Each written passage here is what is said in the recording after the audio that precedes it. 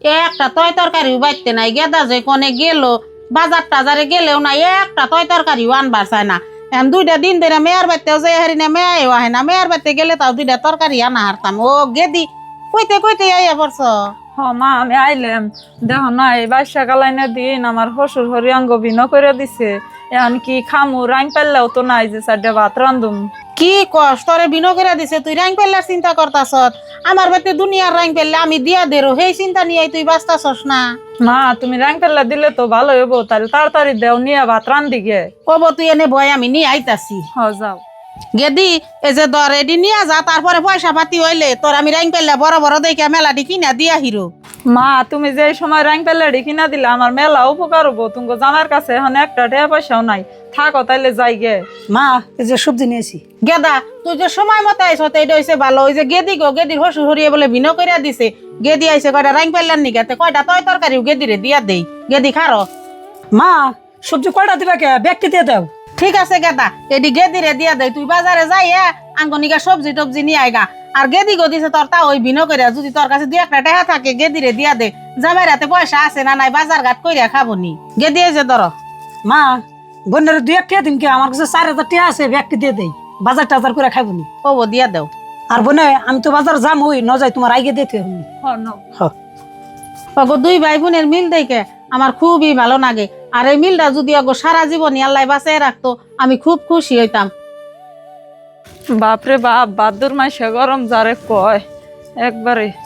মা তুমি এনেই বই রইছ, জানোই তো নতুন নতুন বাড়ি ঘর আলাদা করছি। ছাপড়ার তলে একটু শান্তি মতন থাকুন যায় না, কিরকম গরম। আমার যদি একটা ফ্যান কিনে দিতে তাহলে শান্তি মতন রাইতে ঘুম পারা হারতাম। গেদি তুই তো আইসস ফ্যানের নিগে। ফ্যান কালকে গেদা একটা নতুন তা কিনে আনছে দামি দেখে।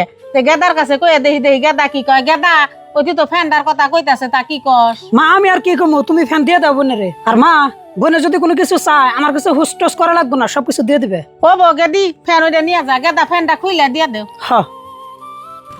যাই গে আজকে তাও শান্তি হলে ঘুম পারা হারু। বুঝি এত বড় ফ্যান নিয়ে কোন যান? কনার জামু বুঝি নতুন নতুন বিনা হয়েছি দেখে ঘরে ফ্যান নাই কে, সেজন্য তো এটা বাইয়ে দিয়ে দিল। ও এই কথা, ভাই তো বিয়ে করে নাই, সেই জন্য তখন নিয়ে হারেন যা কিছু যে মন চায়। যে ভাই বিয়ে করবো সেই সঙ্গে আর কোনো কিছু নিয়ে হারবেন না। বুঝি আন্যের কথা আমি বিশ্বাস করলাম না।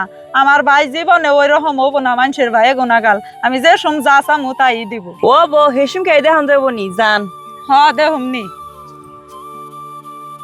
ভাই তুমি এনেই বই রইছ, জানোই তো ভাঙ্গা একটা ছাপড়ার তলে থাকি। রাইতে বাতাস উঠে ছাপড়াটা জড়িতে উড়িয়ে নিয়ে গেছে গা। 4-5 হাজার টাকা যদি দিতে ছাপড়াটা ঠিক করা হারতাম।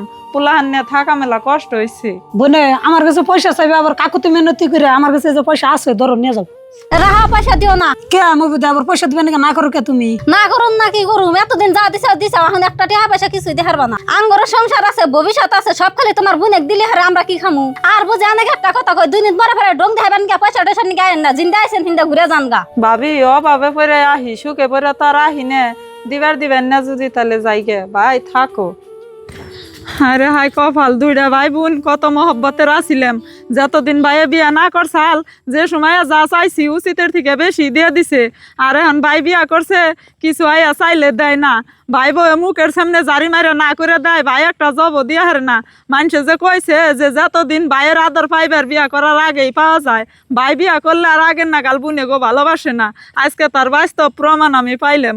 আজকের থেকে আর কোনো কিছু নিগাই আহম না ভাইয়ের বাড়িতে।